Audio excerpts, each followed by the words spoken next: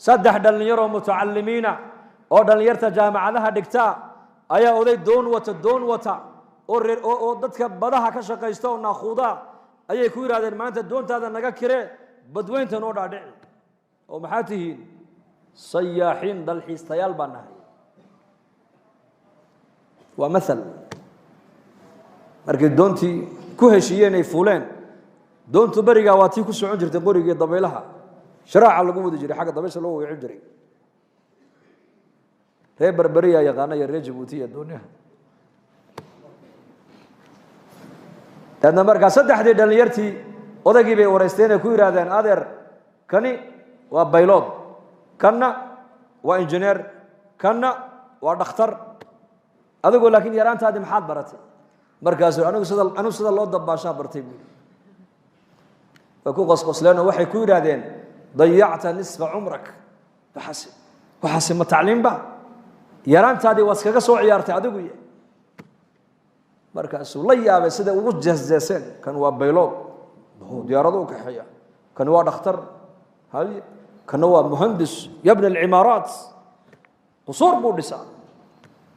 adigu dabaal mashaqa تعليم ba markaas uu yar jarrabay markii barigii ay uu ka qarsoomay ee badweyntii ay joogaan ayaa bad way kacday markaa way kacday bad saas uu sabaysay markaas odagii indha kale yeesho u shiibu iska dhigayo markaa biyihii ku soo jeesto wuxuu yiri doontu gacanteeda kuma jirto hal mar saddexdii dhalinyaradii maxaa bedilmay nin dhalinyaro ah oo noloshii hadda ay u bilaamayso jaamacadii ka soo qalin jabiyay oo badweyntii isagoo maraya la yiri markabku u qarraqmay bal ka waran